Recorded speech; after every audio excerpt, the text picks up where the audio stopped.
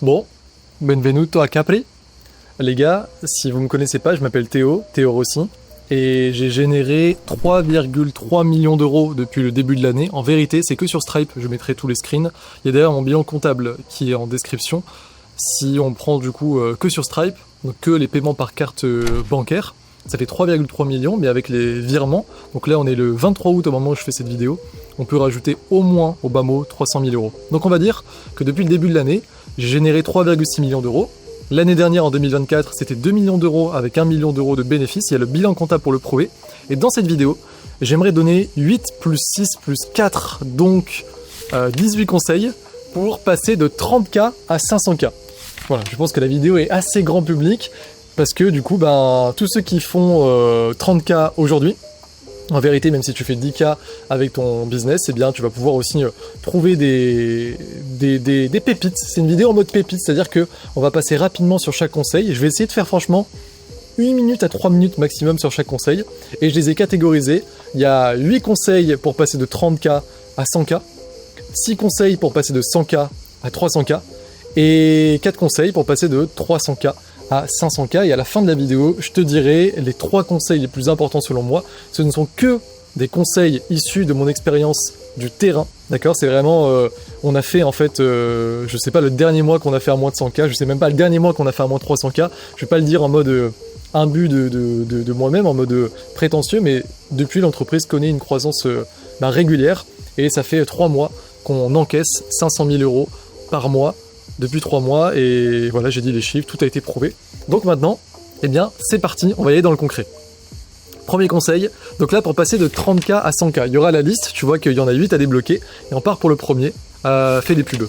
Voilà, fais des pubs, ou du moins, pense à avoir un système qui te rapporte assez de leads de manière constante. Parce que je crois que c'est Hormozy qui disait ça, quand t'as plus de problème de lead, t'as plus de problème. En gros, quand t'as plus de problème de lead, t'as plus de problème d'argent, et c'est la vérité, depuis que j'ai commencé les publicités, parce que ce qui m'a fait passer du coup d'un modèle de 30 000 euros où je faisais ça tous les mois mais de manière assez imprévisible, parce que du coup je ne savais pas de quel contenu allait venir mon prochain client. Quand tu fais des pubs et que ce sont des pubs qui marchent, tu peux ensuite construire un système dessus, parce que du coup tu sais que ce que tu dis ça rapporte plein de leads et après tu peux les convertir. Et le meilleur moyen pour ça aujourd'hui, pour avoir un système prédictible de leads qui viennent sans que justement il n'y ait de hasard, ce sont les publicités. Donc ça c'est le premier conseil assez basique. Et le deuxième conseil, moi qui m'aurait fait beaucoup de bien, c'est d'accepter le fait que ça ne va pas marcher tout de suite. Parce qu'effectivement, je vois trop de gens, et en plus, franchement, depuis qu'on partage nos chiffres, j'ai pas mal de personnes qui viennent me voir en privé, qui me demandent même du consulting, etc. Et qui veulent savoir comment ça se passe pour lancer les pubs. C'est quoi le secret derrière la réussite des pubs? En vérité, je le dis, c'est beaucoup d'itérations. C'est-à-dire qu'il faut accepter le fait que ça va pas marcher tout de suite, il faut accepter le fait que vous allez parler à un marché qui ne vous connaît pas, en tout cas si vous faites du froid, parce que c'est là que l'argent est. En fait, moi mon business aujourd'hui, ce que j'ai même pas dit pour ceux qui ne me connaissent pas, je vends un programme de formation sur le copywriting. Donc j'apprends à des gens à apprendre le copywriting, mais j'apprends à n'importe quel Français motivé à apprendre le copywriting, à n'importe quelle personne qui n'a pas entendu parler du copywriting de base, à se former sur ce métier. Donc en fait, si on imagine ça, si on prend une vue explosée, en fait c'est comme si j'allais dans la rue et j'arrivais à accrocher l'attention de personnes qui ne me connaissaient pas, qui ne connaissaient pas la compétence que j'apprends, mais que j'arrive justement à accrocher leur attention et via un tunnel à leur donner envie de se former. Donc il y a beaucoup de choses et on va en parler pour réussir à faire ça, mais ça veut dire qu'il y a beaucoup d'itérations et ça il faut l'accepter. Encore une fois, la phrase la plus cliché du monde mais qui est tellement vraie, si c'était facile, tout le monde le ferait, et pour avoir un business qui fait des millions, il faut être prêt à faire des choses que les gens ne veulent pas faire, en l'occurrence du trial and error. Troisième conseil, justement comme il y a beaucoup d'itérations, quelque chose qui a fait notre business aujourd'hui, c'est d'abattre les chantiers un par un. Parce que du coup, tu vas avoir les pubs à faire, tu vas avoir ta VSL, tu vas avoir ton closing à gérer. Ça fait beaucoup, il faut souffler un coup et accepter, et surtout se designer soi-même, j'ai envie de dire, pour abattre les chantiers un par un. D'abord, tu te focuses à fond sur les pubs, ensuite tu te focuses à fond sur la VSL, ensuite tu te focuses à fond sur le closing. Tu fais un par un, et il faut comprendre que du coup, ton tunnel est une chaîne avec des maillons interconnectés. La chaîne ne peut que fonctionner si tous les maillons sont bien interconnectés, mais chaque maillon est indépendant par essence. Donc il faut tabasser le chantier des pubs, voire pour réussir à avoir des pubs qui marchent, tabasser le chantier de la vaisselle, tabasser le chantier du closing. Et c'est un petit peu contre-intuitif, mais justement plutôt en corrélation avec ce qu'on vient de dire de la métaphore de la chaîne, avec le quatrième conseil qui est que, en fait, chantier par chantier oui, mais en même temps un petit peu de tout. Et donc, quatrième conseil, accepter le fait que ce soit le chaos. Oui, tu dois, selon moi, c'est ce qui nous a permis justement de passer de 30K à 100K et aujourd'hui d'avoir un business à 500K, eh bien, faire les chantiers un par un, parce que tu vas beaucoup plus vite en tabassant un truc et après en passant à la suite. Mais, comme on l'a dit, c'est interconnecté. Ça veut dire que tes pubs, elles vont marcher. En fait, les pubs, c'est assez facile. Tu dois attirer beaucoup de monde. Surtout si c'est, tu vois, si on prend mon cas, moi je fais du broad, du froid. Donc ma métrique pour les pubs, c'est le coût par lead. Je dois avoir des coûts par lead peu chers, je dois payer peu cher des personnes qui vont voir ma publicité et qui vont passer à ma VSL, mais par contre ma VSL, elle est interconnectée avec mes pubs parce que si je ne dis pas le même message qui fait que les gens ont cliqué sur ma pub avant pour venir sur la VSL, bah du coup les gens ne regarderont pas la VSL. Et donc, je n'aurai pas de lead pour closer moi-même ou ensuite pour mon équipe de closing. Et en plus, si les leads qui viennent en closing n'ont pas bien compris ou n'ont pas reçu le même discours qu'ils vont avoir en closing par rapport à la VSL qu'ils ont regardé, pareil, ça ne marchera pas. Donc ça, c'est vraiment très important de le comprendre, et on parlera d'ailleurs du 8e et dernier conseil de 30K à 100K, pardon, mais accepter le fait que ça soit le chaos, même si tu dois faire chantier par chantier. Les gars, PMF avant tout. Product Market Fit. C'est-à-dire que là, on va beaucoup parler beaucoup de marketing, mais franchement, on va parler de plein de choses. Mais 5e conseil pour passer de 30K à 100K, c'est de comprendre que, en fait, faut avoir une posture d'entrepreneur à un moment. Il faut comprendre que, ok, tu vas faire 100K, mais qu'est-ce que ça signifie? Qu'est-ce que ça représente 100K? Ça représente, à ton prix, je ne sais pas lequel il est, un certain nombre de ventes. Donc un certain nombre de personnes qui vont acheter ça à ce prix-là. Pour qu'il y ait beaucoup de personnes qui achètent à ce prix-là, et pour qu'il y ait pour qu'il y ait beaucoup de personnes qui achètent de base, pour qu'il y ait beaucoup de clients, de gens qui veulent te donner de l'argent, et en plus qui veulent te donner de l'argent au prix que tu as fixé, tu dois avoir un produit qui est totalement aligné avec le marché. Je ne vais pas plus détailler sur ça, parce que ça pourrait faire une formation à part entière. Tu dois juste avoir l'état d'esprit qui fait que toute ta croissance va être soutenue. C'est un pont par ton produit, par ton programme, par ton service, par ce que tu vends. Que ce soit d'ailleurs un SaaS, que tu aies une entreprise physique, que tu sois en prestation de service, que tu aies une formation en ligne, ce que tu vends, ça doit être de la meilleure qualité possible, parce que sinon, tout le marketing que tu vas mettre pour grossir, pour scaler, ça n'aura aucun sens, et surtout ça ne marchera pas. À un moment, tu seras bloqué, capé par ta propre qualité de délivrabilité. Donc, Product Market Fit avant tout. Et justement, le 6e point, pareil, c'est des trucs qui sont un peu inconfortables à accepter, mais c'est pour ça, je pense que peu de personnes pourront aller vraiment au niveau à 100K et encore au-dessus. C'est que il faut accepter le fait que le PMF, que le Product Market Fit, évolue. Et j'ai noté, je sais pas si ça sera marqué à côté, Nick Henry Ford. C'est très vulgaire et j'ai énormément de respect pour cet entrepreneur qui me roule dessus, bien évidemment, sans mauvais jeu de mots. Mais Henry Ford disait, si j'avais demandé aux gens ce qu'ils voulaient, ils m'auraient dit des chevaux plus rapides. Parce que du coup, c'est un peu celui qui a inventé la voiture. Donc effectivement, cette phrase, elle est choc et elle plaît parce que lui, il a fait quelque chose qui se base sur des principes premiers. Il a fait comme Elon Musk qui va récupérer le propulseur pour ensuite envoyer les fusées sur la Lune et du coup économiser des milliards de dollars. Personne n'y avait jamais pensé ou personne n'avait pensé que c'était possible. Et c'est la même chose pour Henry Ford. On va pas faire des chevaux plus rapides, on va faire un truc, je sais pas comment ça s'appelle, on va appeler ça une voiture après. Ok, là c'est des gens qui révolutionnent leur industrie. Mais toi, tu n'as pas besoin de révolutionner ton industrie pour faire, si tu veux faire 500K par mois ou 100K, tu as besoin de comprendre profondément ton persona, de comprendre profondément les personnes qui vont acheter, qui vont te donner du coup l'argent qui est juste un vecteur de confiance, qui vont te montrer qu'ils ont assez confiance parce que tu peux leur permettre d'atteindre la promesse que tu leur as tenue.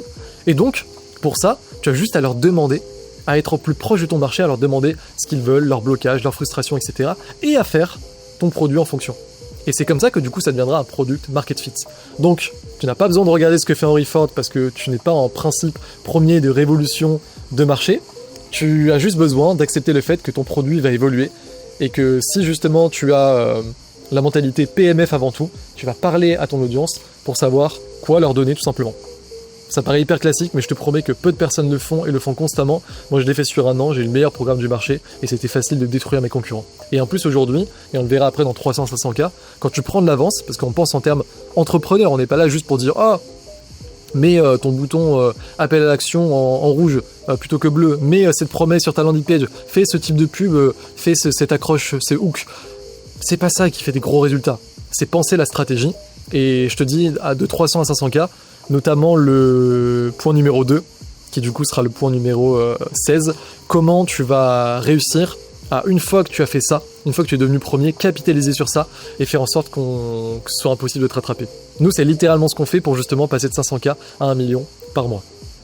Mais du coup, finissons-en avec les 2 derniers conseils pour passer de 30K à 100K. Une fois que tu fais tout ça, franchement, là tu commences vraiment à faire de l'argent. Et un truc qui va t'aider complètement, et peut-être que si tu as déjà mis tout ça en place avant, tu devrais agir sur ça maintenant, et que si tu l'as fait, parce que beaucoup de personnes pensent le faire et ce n'est pas vrai, c'est de spotter les leviers. Spotter les leviers, c'est vraiment le travail le plus 20-80 que tu puisses faire. On a tous entendu parler de la loi de Pareto, et il y a très peu de personnes qui l'appliquent.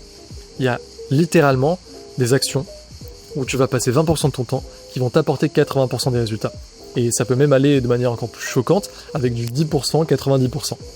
Spotter les leviers, je te donne un exemple hyper simple. Pareil, c'est simple quand on se le dit. Quand là je te le dis, tu dis bah oui, logique, mais déjà il faut y penser, il faut que ça soit fait au bon moment, etc.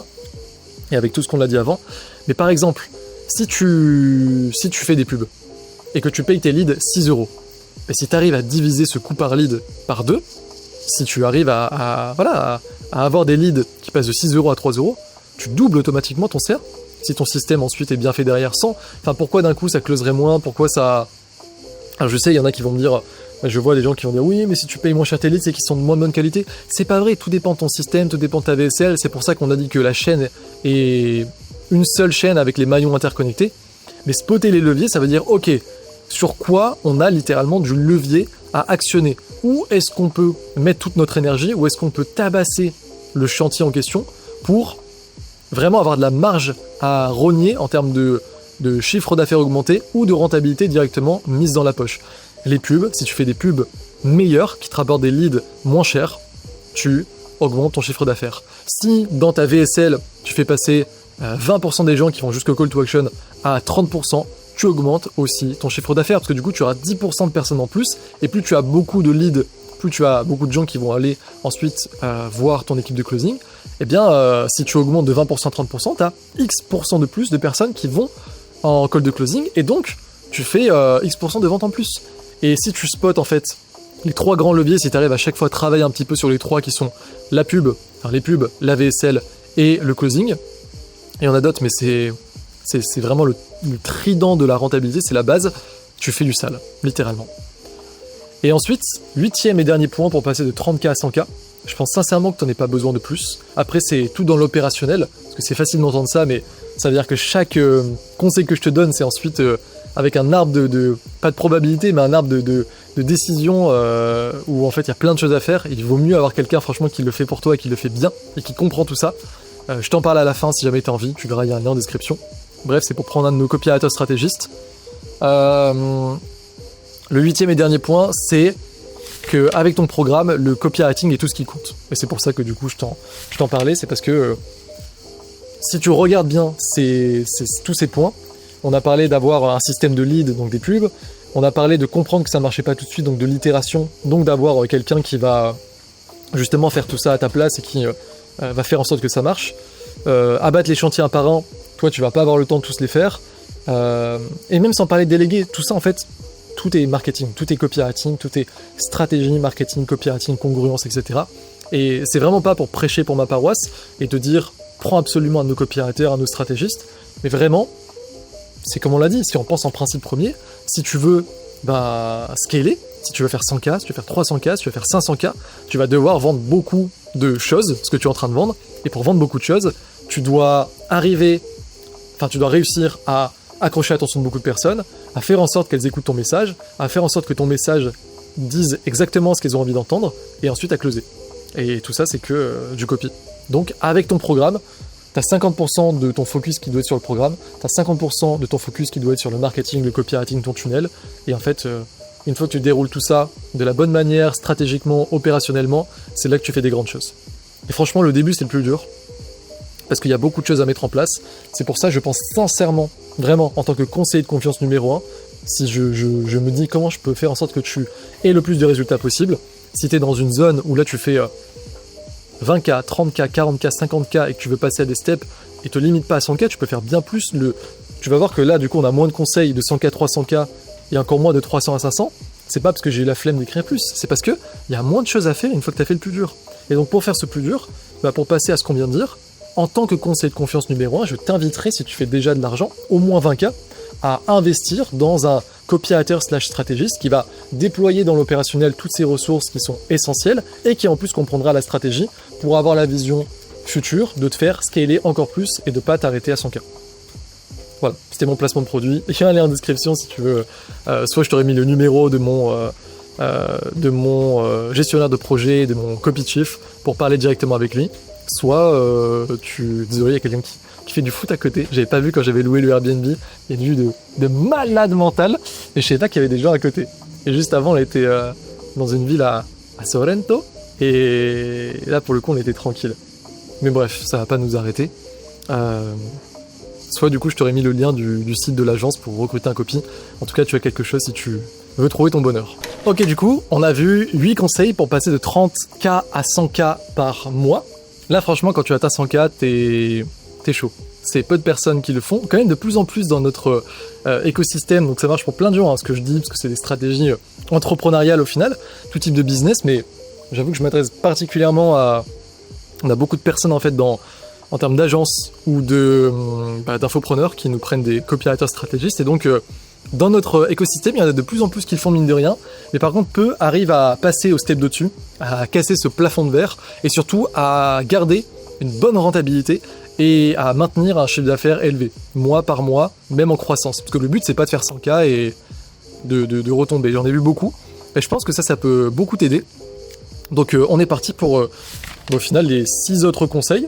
Est-ce qu'on affiche comment? On affiche... ouais... Non, allez, on affiche 6 conseils. C'est un nouveau truc. T'as eu 8 conseils. Là, c'est pas le 9e, c'est le premier de 100K à 300K. Radouane, mon cher monteur, tchouk, c'est parti. Premier conseil, dépense plus. Vraiment, ça paraît hyper logique, mais dépense plus, comme je l'ai noté entre parenthèses. Bravo, tu possèdes désormais un sacré casino.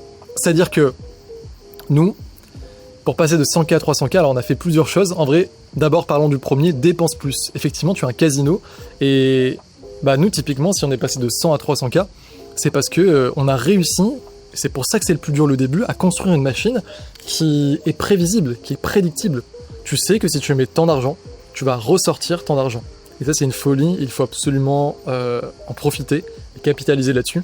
Et donc, si tu as vraiment des bons coups par lead, si tu sais que tu as quand même assez de personnes qui viennent jusqu'au bout dans ta VSL, si tu sais que tu as assez de taux de closing, c'est vraiment ne tiens pas trop compte du premier terme que je vais dire dans l'équation, mais j'ai développé une équation, mais je pense que si tu fais 3-3-3, c'est-à-dire un lead qui coûte 3 euros, des gens qui restent sur ta VSL jusqu'à 30% au call to action, et que tu closes à peu près à 30%, même sur du marché froid, nous on est dans l'ultra froid, tu es bien, et tu peux augmenter les budgets.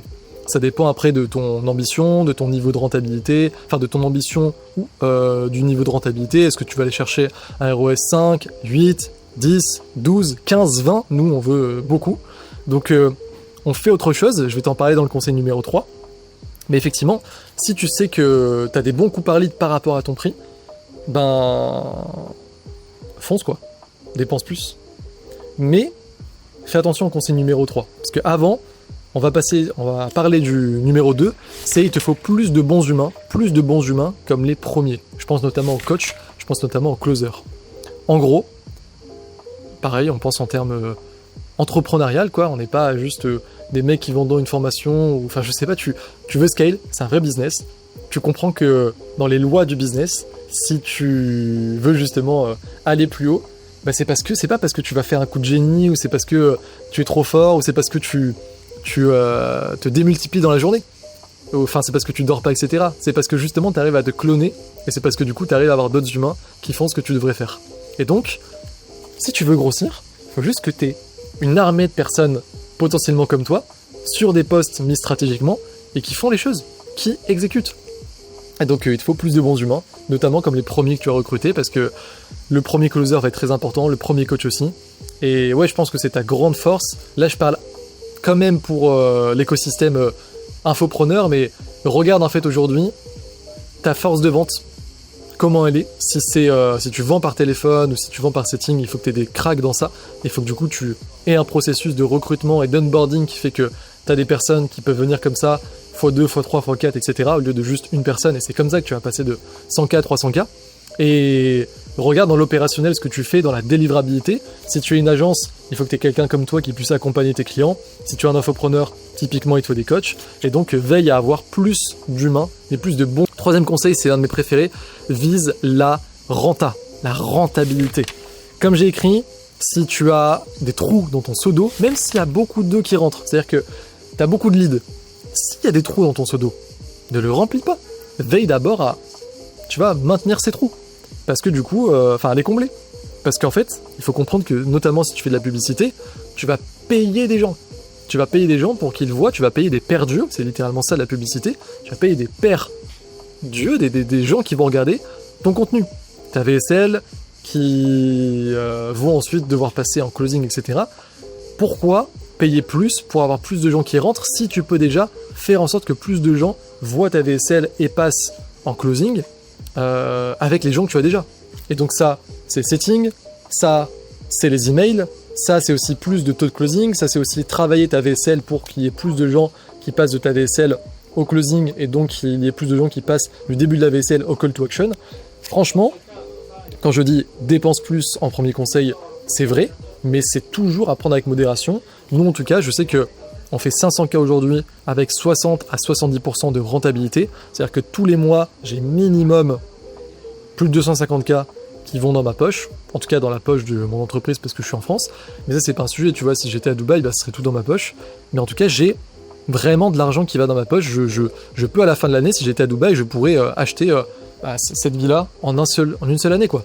Tu vois, c'est ce genre d'argent dont on parle. Parce que justement on vise de la rentabilité.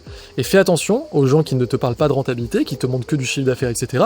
C'est pour ça que je t'ai mis par exemple mon bilan, du moins les premières pages, où je te montre que l'année dernière, on a fait 2 millions avec 1 million.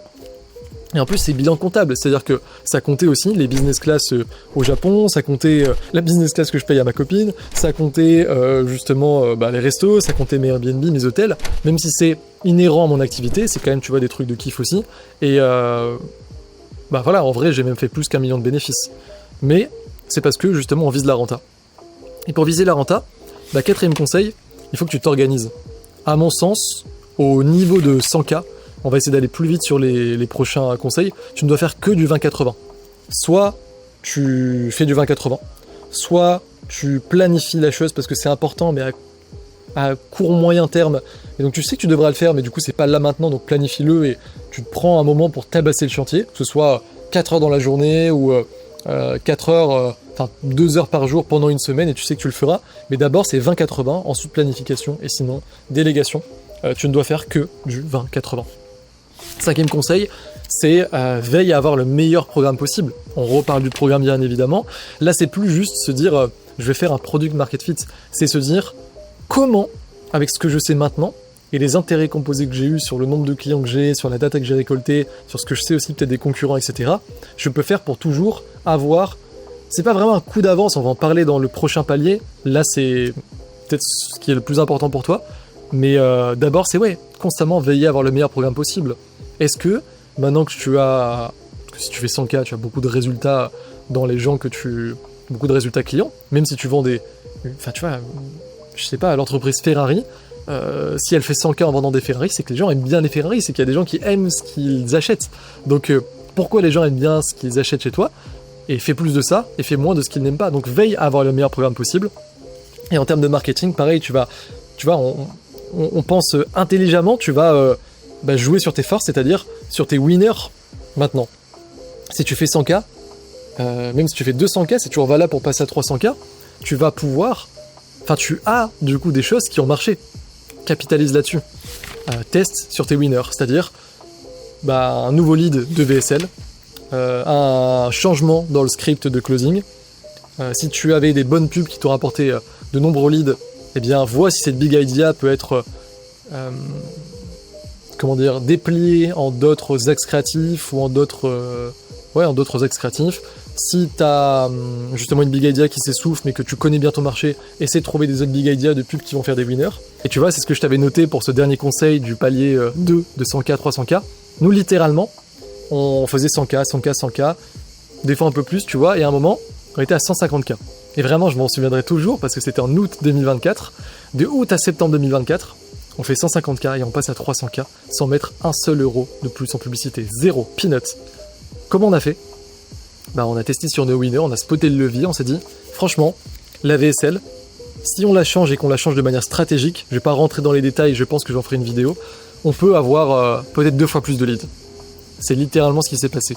Et comme je te l'ai dit, dans le conseil 7 du palier 1, spotter les leviers, tu fais passer 2 fois plus de personnes de ta VSL à ton équipe de closing, tu fais 2 fois plus de ventes. Et en plus, sans mettre 1 euro en pub ici. Et c'est ce qu'on a fait, c'est pour ça que je te dis que du coup, c'est aussi important le copywriting, le marketing, avoir un stratégiste qui comprend tout ça, qui spottera aussi les leviers. Nous, c'est ce qu'on apprend aujourd'hui. Je vais pas te donner un mec qui fait juste du copy. C'est mort. Je vais t'apprendre, je vais te donner un mec qui connaît tout ce que je te dis là, parce que tous les jours, je les forme dessus et je leur apprends aussi notre business. Et donc du coup, on a changé la VSL, et d'un mois à l'autre, on a eu 2 fois plus de leads, et on est passé de 150K à 300K. Donc teste sur tes winners. Et maintenant, on arrive au gros palier. Donc là, c'est vraiment pas tout le monde qui va le faire et en plus, ça dépend de ton niveau d'ambition aussi. Est-ce que tu as envie de plus recruter, etc. Parce que des fois, moi, je suis quand même assez libre aujourd'hui. Mais par exemple, si je veux être tout à fait honnête, j'étais, il y a encore 2-3 mois, 2 mois plus tôt, j'étais franchement, je vais pas dire un chômeur, j'abuse, mais je faisais du 400K par mois vraiment sans forcer quoi. Je pouvais bosser 4 heures par jour, grand max, mais grand max. Et aujourd'hui, c'est pas 4 heures par jour minimum, je suis pas obligé, parce que c'est pas vrai, tu vois, c'est parce que mon ambition a augmenté, parce qu'on veut faire 1 million, parce que aussi en termes d'impact, on veut faire plus de choses. Et ça fait que là, je suis dans un cycle où justement, je dois plus bosser. Et en vérité, là, tu vois, on était au resto avec ma copine, on a Capri, on kiffe. Moi-même, quand je l'ai déposé à la villa, ensuite, j'étais là en train de conduire le Vespa, je kiffais, je me suis dit, je continue. J'étais là avec ma musique dans les oreilles et tout, j'avais l'impression d'être à Bali, mais là, devant les falaises, le bleu de la mer. Et en vrai, j'ai pas bossé aujourd'hui, tu vois, dans l'opérationnel. Et s'il y a des ventes qui sont faites, c'est pas parce que je suis là à bosser. Mais, quand je suis chez moi, quand même, là, je bosse beaucoup parce que j'ai l'ambition de faire quelque chose de plus grand. Et donc, ça demande d'avoir plus de vision, de mettre en place des choses que les autres vont pas faire, de structurer son écosystème, etc., etc. Donc, ce troisième et dernier palier, c'est pas pour tout le monde, mais une fois que tu fais 300K, si tu veux passer de 300K à 500K, et toujours pareil avec une grosse rentabilité, et que ça soit solide, que ça soit pérenne, il y a 4 conseils, selon moi, que tu devrais au moins avoir entendu. Et ok, on va y aller pour les 4 derniers conseils. Oui, je me suis relevé pour voir si ça filmait bien, parce que là c'est trop important. Et dis-toi que le premier conseil, je te le donne d'Iman Gadzhi.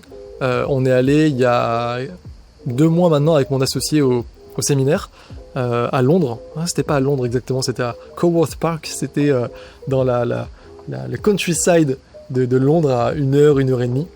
Et c'était en petit comité, c'était vraiment très intéressant, c'était cher.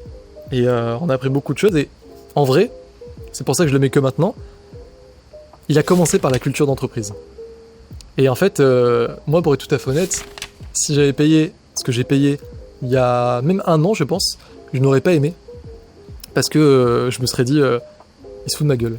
C'est trop abstrait et pourquoi il me parle de culture d'entreprise alors que moi j'ai envie de savoir quoi, comment on fait de l'argent, comment on fait une bonne VSL, c'est quoi les secrets des tunnels, etc.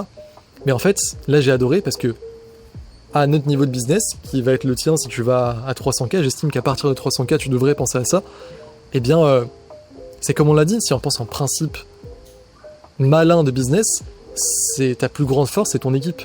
Et en fait, à un certain stade, si tu veux que ton équipe, tu aies encore plus de gens qui veulent te rejoindre, et je dis bien qu'ils veulent te rejoindre, pas que tu ailles chercher ces gens-là qui veulent te rejoindre. Retiens ça. Et qui en plus, pour les personnes actuelles, et même ceux qui vont rejoindre, vont se défoncer pour la cause, parce que aussi ils y voient leur intérêt, parce qu'ils sont bien payés, etc. Mais c'est plus que ça, c'est une culture d'entreprise qu'il faut instaurer. Et donc là, pareil, ça pourrait faire l'objet d'une vidéo entière, d'une formation entière, donc je ne vais pas m'attarder là-dessus. Et en plus, sincèrement, ça c'est des... Si je rentre dans le concret, c'est des choses que nos concurrents n'ont pas du tout encore fait, ne comprennent pas, et je veux pas le donner. On va passer au point suivant du coup, mais pense à créer une culture d'entreprise. C'est pas facile, mais une fois que c'est fait, c'est peut-être ton avantage compétitif le plus injuste et le plus puissant. Pareil, ça c'est des choses, tu vois, on va un peu plus dans l'abstrait, dans la vision une fois que tu passes ce genre de palier, parce qu'en fait tu dois appuyer là où il y a du levier. Tu sais que tu fais de l'argent avec tes humains doivent être au top, faut instaurer une culture, point 1. Tu sais que tu fais de l'argent en faisant des choses que les autres ne font pas, donc tu dois continuer ton innovation. Donc le deuxième conseil, c'est deviens premier en innovant. Peut-être que tu n'es pas premier dans ta thématique en faisant 300K. Mais si tu veux devenir premier, et c'est-à-dire avoir tous les avantages que cela induit, c'est-à-dire avoir un monopole, avoir des leads moins chers, avoir du closing plus simple, avoir une aura, un personal branding qui rayonne, avoir des ambassadeurs, avoir des gros résultats, avoir du coup beaucoup de témoignages, avoir tout ce cercle vertueux, parce qu'en vérité, c'est ça qui se passe pour nous aujourd'hui, et c'est, moi j'adore parce que c'est la partie immergée de l'iceberg. Je vois mes concurrents, qui très certainement d'ailleurs sont sur cette vidéo. Je vous salue les gars, je sais que là ils sont là en train de m'écouter, d'essayer de voir comment on fait. Ah putain, ils donnent des conseils et tout ça, on va voir, on va voler tout ça. Et c'est Nekfeu, je crois, qui disait ils pourront jamais pomper la substance vive. Il dit j'entends mon ro me dire Théma, comment il suce ton style, ils pourront jamais pomper la substance vive. Tu peux essayer de faire les mêmes rimes, tu peux essayer d'avoir le même schéma de rime, la même technique, le même flow. C'est ce que tu racontes de base. Fais pas vibrer les gens, touche pas dans l'émotionnel de là pour la musique, tu vois. Tu pourras pas copier la personne, tu pourras pas lui passer devant. Et là c'est la même chose, c'est la partie immergée de l'iceberg. Et moi je te le dis, pour ce deuxième conseil, c'est peut-être ce que je fais le plus aujourd'hui. Et là on parle d'action, de coups d'échec des fois à plus 1 an. J'ai des coups d'échec à plus 3 mois, à plus 6 mois, à plus 9 mois, à plus 12 mois. Bien sûr à plus long terme, mais pour le coup ça demande de la restructuration. Eh bien, devenir le premier pour avoir tous les effets qu'on vient de dire, c'est excellent. Et pour devenir premier, il faut innover. Donc j'ai noté des trucs plus ou moins concrets, du moins des pistes d'exploration, parce qu'encore une fois, les vrais gros conseils que les gens ne font pas, je ne veux pas les donner parce que c'est notre secret sauce en fait. Tu peux rajouter des choses qu'il n'y a pas ailleurs dans ton programme. Donc pour la partie product, tu peux dans ton contenu venir avec des concepts qui sont propres à toi. Tu peux... J'ai noté coup de génie dans le marketing, mais... Justement, moi j'en ai là qui sont préparés, comme je te dis, à 3, 6, 9, 12 mois. Je peux pas les dire, il y en a un qui va bientôt voir le jour. Je peux dire quelque chose qui a déjà été fait et qui a été pas mal copié justement dans l'autre industrie. Et j'ai même vu là des concurrents le reprendre, mais ils l'ont fait de manière maladroite. Ils comprennent pas ce qu'on fait derrière en termes de marketing, de contenu de personal brand pour le porter et faire en sorte que ça marche. Mais la clause de garantie. La clause de garantie avec les avocats, j'étais le premier à le faire. Et en fait, ça c'était un peu un échec et mat. Parce que du coup, tu vois, je te dis un peu la façon dont j'ai raisonné. Et j'essaie de faire pas trop long. Et aussi pour que tu comprennes que ça, c'est cette substance vive, justement, cette réflexion stratégique en rapport avec notre business, mais du coup en rapport avec le tien. Parce que justement, si tu nous recrutes un copywriter stratégiste, c'est ce que je leur donne. Je leur dis pas regardez ce que j'ai fait, oh je suis trop fort. Je leur dis regardez ce que j'ai fait, voici pourquoi ça a marché. Parce qu'en fait, si on boucle la boucle, pourquoi moi j'ai fait une clause de garantie avec des avocats? Mais parce que je vends dans une industrie de formation en ligne où la peur est présente à des gens qui ne me connaissent pas et donc la peur est encore plus présente. Comment je peux faire pour enlever ce frein à l'achat premier, qui est la peur, avant même de pouvoir accrocher l'attention, etc. Je réfléchis, je brainstorm, j'ai plusieurs pistes et j'essaie la piste de la clause de garantie avec des avocats. Parce qu'en plus, même si je pense en termes de marché, le marché français est assez sensible aux symboles d'autorité, aux médias, à l'effet blouse blanche comme on dit. L'avocat, c'est une profession respectée. Tout me paraît cohérent et congruent dans cette stratégie. J'actionne la clause de garantie avec les avocats. Bien sûr ensuite, en termes de personal brand, de contenu, de tunnel, de copywriting mise en avant, etc., je fais en sorte que mon discours soit parfait à chaque point. Ça, c'est ce que les gens voient pas trop, mais c'est ça la partie immergée de l'iceberg. C'est ce que ton copywriter stratégiste pourra faire si il développe une stratégie comme ça pour toi. Et ça fait que du coup, dit un peu vulgairement, on fume tout le monde et on fait 500K aujourd'hui et les gens se se tirent les cheveux pour savoir comment on fait et ils peuvent pas parce que ça a été fait avec une réflexion stratégique personnalisée en fonction de mon marché, de mes forces, des faiblesses des concurrents. Donc voilà. Donc deviens premier en niveau 1 une fois que tu as 300K. Et ensuite, on va passer rapidement sur les 2 derniers conseils. Tu devrais avoir un manager pour tes pôles les plus importants. Nous, on a recruté il n'y a pas si longtemps notre Head of Sales, et je pense qu'on aurait dû le faire avant. Head of Product aussi, tu peux commencer à y penser. Parce qu'en fait, tu dois te dire, pareil, c'est un peu ce qu'on a dit avec le 6e et dernier conseil du 2e pôle de 100 à 300K. Là, c'est du coup test sur tes winners, tu as de la data. Ben là, c'est la même chose, tu sais ce qui te rapporte vraiment de l'argent dans ton entreprise. Nous, typiquement, on sait que c'est le pôle sales. Tout le monde est important. Tout le monde est vraiment à la même importance. Mais ce qui finit la vente et ce qui la commence, c'est le pôle sales et c'est le programme. Donc, est-ce que je veux constamment le meilleur programme? Est-ce que je veux les meilleurs sales et faire en sorte qu'ils soient le mieux suivis possible? Oui et oui. Et donc, je recrute un head of sales et là, je vais commencer à recruter mon head of product.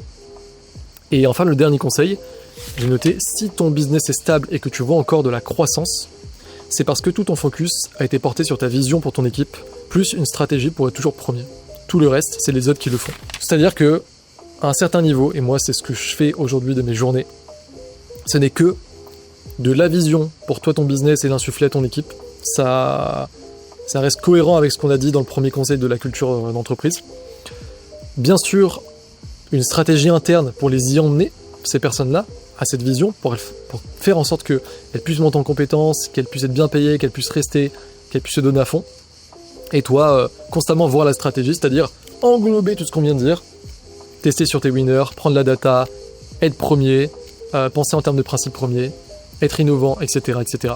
Et aujourd'hui, moi, 80% de mon temps est passé sur ça, et c'est pour ça que du coup, je te dis que il y a encore il y a encore 2 mois, je pouvais ne rien foutre et faire des journées à 20K. C'est parce que si j'avais une bonne idée ou un bon système de pensée et qu'ensuite, je sais pas, même je le déléguais pour faire un process, etc. dans l'entreprise, c'était rentable, mais de fou. Et aujourd'hui, c'est toujours la même chose, juste, je dois recruter des gens qui vont faire ça à plus haut niveau, parce que même on va mettre des middle managers, etc. Et comme j'ai pas encore ces gens-là pour déléguer, je fais un peu 2 jobs. Et donc je vais plutôt bosser 6, 7, 8 heures par jour, si vraiment j'en ai envie, si c'est l'ambition qui me porte de ça. Pas parce que du coup j'en suis obligé, mais parce que je veux structurer une machine qui va me repermettre de bosser moins à plus haut niveau de scaling, parce que j'aurais fait ce qu'on vient de dire. Et donc je passe directement aux 3 conseils les plus importants pour moi. C'est tout dans la première partie. Le 5, le 8, le 7. Le 5 qui est ton product market fit, donc c'est que des conseils du 30K à 100K. Pourquoi ici ? Parce qu'une fois que tu passes à 100K, tu l'as compris, ça glisse en fait. Le plus dur, c'est le début, c'est de construire cet escalier qui va faire que tu vas augmenter de chiffre d'affaires et ensuite être rentable. Mais du coup, si tu ne l'as pas cet escalier, tu peux pas ensuite le poncer pour que ce soit une planche de surf qui glisse. Donc construis-le, et pour le construire, les 3 plus importants, c'est ton product market fit, c'est le 8, et j'ai noté donc avec ton programme, le copywriting et tout ce qui compte. Parce que une fois que tu as un super produit, comment tu vas faire pour accrocher l'attention des gens et qu'ils viennent dans justement ton tunnel qui va vendre ton produit? C'est que du marketing, que de la bonne stratégie mise en place. Et justement, si on parle ensuite stratégie, c'est le 7e point, spotter les leviers. Parce que vraiment, quand tu arrives à faire des pubs moins chères, quand tu arrives à faire une VSL comme nous de 150K, 300K, quand tu arrives à augmenter un peu tes pourcentages de closing, et en vérité, c'est aussi du marketing et du copy. Si tu as vraiment un bon copywriter, il peut regarder ce qui se passe dans ton script et dans le script de ton équipe sales. Et tout ça, nous on l'apprend à nos copywriters, à nos stratégistes. Je pense qu'il y a un moment, je vais même plus parler de copywriter parce que c'est presque un business développeur que tu vas avoir au final. Ça peut être un partenaire, un bras droit. On forme même aujourd'hui des chefs marketing. Si tu fais plus de 100 000 € par mois, on a une 2e offre où on peut te placer un chef marketing. Et même si ce chef marketing a toujours besoin d'écrire, que tu n'as pas de copywriter, on peut mettre un copy chief. En gros, ce que je veux dire, c'est que si jamais tu as envie d'avoir quelqu'un qui comprend, mais à 100% tout ce que je suis en train de dire là, et qui pour chaque point n'a pas eu 2, 3 minutes, 5 minutes quand j'étais long, mais parfois 1 heure pour chaque point, et qui a en fait des lives tous les jours, et qui a tout, qui voit la partie immergée de l'iceberg, qui sait comment on fait pour scale, garder un bon niveau de rentabilité, tous nos secrets les mieux gardés, et que tu veux qu'il les applique pour toi, parce que non seulement il les saura, mais il les appliquera, il déroulera dans l'opérationnel. Tu peux, comme je te l'ai dit, cliquer sur le lien en description si j'ai mis le lien de notre site, de notre agence, ou alors contacter directement mon copy chief et mon gestionnaire de projet qui se fera un plaisir de t'aiguiller pour savoir comment justement on peut t'apporter la meilleure pépite possible. On a aidé beaucoup de personnes, on a aidé Justine Roy de Liberté Digitale, on a aidé Antoine Blanco, on a aidé Margot Cunego, on a aidé Tom Adrien de l'agence d'Astrad, qui a aussi un SaaS de son côté, qui est entre autres le bras droit de Yomi Denzel. On a aidé aussi des SaaS, on a aidé des entreprises physiques, on a même aidé Julien Jacob qui est passé sur Qui veut être mon associé, et franchement beaucoup d'autres personnes que je ne peux pas citer des fois par souci de confidentialité ou que j'ai peur d'oublier parce qu'on a aidé beaucoup de personnes. Et en gros, c'est pas pour me vanter, mais aujourd'hui, je connais peu de personnes dans notre industrie qui font plus d'argent que nous. Ces gens-là, on est quand même en contact avec eux et on leur demande des conseils, ils nous demandent des conseils. Et parmi les gens qui font plus d'argent que nous, je crois par contre que je ne connais personne qui a un tel niveau de rentabilité aujourd'hui, parce que on veille à faire les choses bien et à penser en principe premier et à apprendre ce qu'on ne sait pas. Donc en fait, quand tu recrutes l'un de nos copywriters stratégistes, tu as tout ça en un seul cerveau. J'espère que tu as appris quelques trucs de cette vidéo.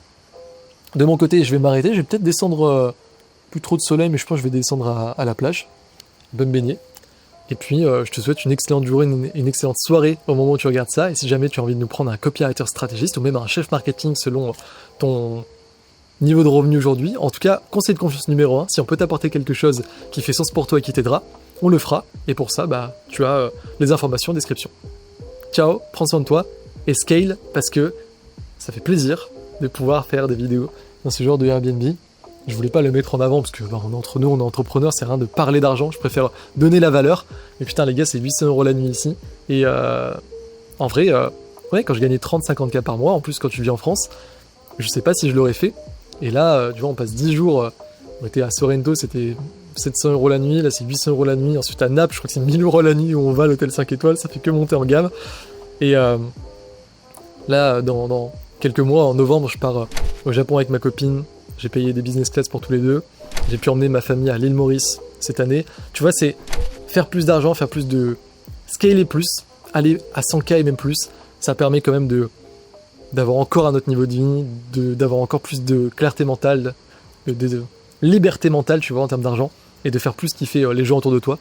Et après, sans parler de ça, tu aides des gens à plus grand impact, à plus grande échelle, parce que tu sais que tu as de l'impact avec ton produit et tout, donc c'est trop cool. C'est trop cool.